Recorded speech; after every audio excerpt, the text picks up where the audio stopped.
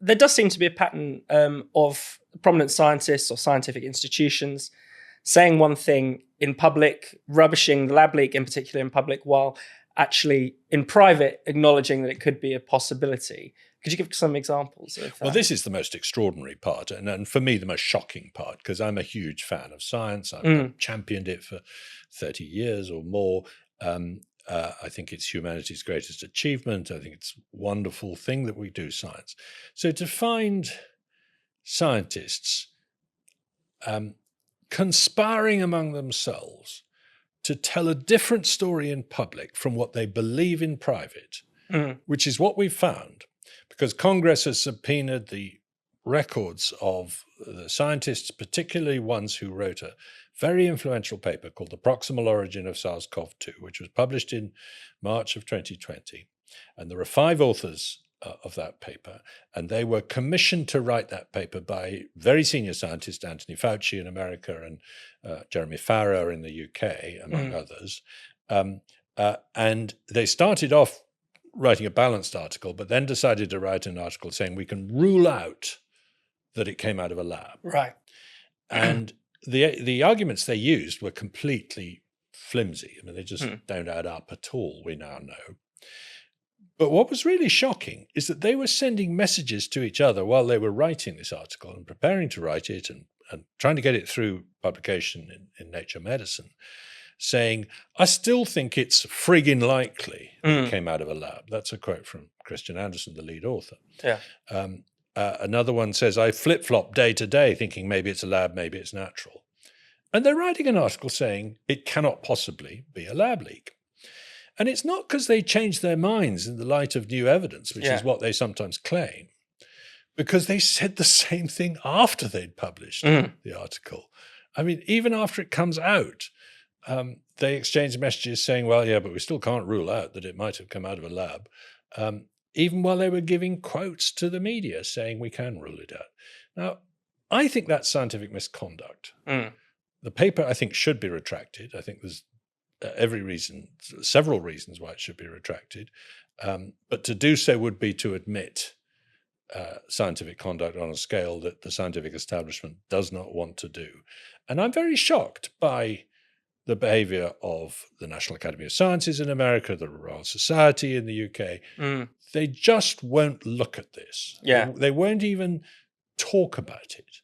They want it to go away. Now, we've got a huge problem with scientific fraud. I mean, there are excellent people on the case of digging out fraudulent scientific behavior in lots of fields these days. It does the reputation of science no good not to investigate potential misconduct, in my view. Definitely. And you mentioned Dr. Anthony Fauci. I wanted to ask you specifically about him because obviously in the US, if you're a liberal, he's a kind of almost godlike heroic figure. If you're on the right in America, he's something approaching the devil. What's the truth about Dr. Fauci? Where does he fit into this story? Well, he's an interesting figure. He was the most highly paid US government official when he retired. That's an extraordinary fact, isn't it? He was in that job for something like 32 years. Do we ever put people in public jobs for that long? I mean, that's bizarre. It's like J. Edgar Hoover running the FBI for so long. He got the job under the Bush administration. Well, he started as head of the National Institute of Allergy and Infectious Diseases long before that. But he got the expanded version of his job after 9/11.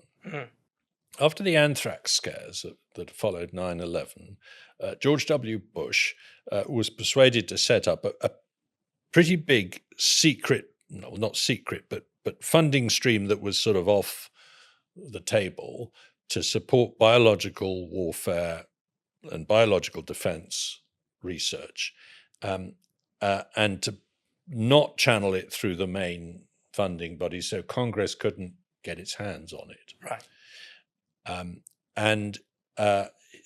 It was decided to put Anthony Fauci in charge of that, and he didn't want to leave his job as head of the National Institute of Allergy and Infectious Diseases, so he basically sort of did both jobs.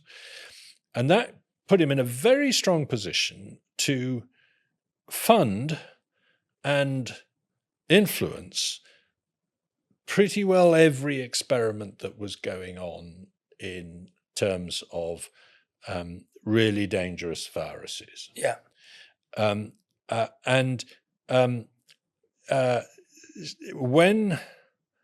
When he realized that the work at the Wuhan Institute of Virology had been part funded by his own institute, he sends emails that we've now seen saying this is a very important topic. We need to have a conversation, not on the record.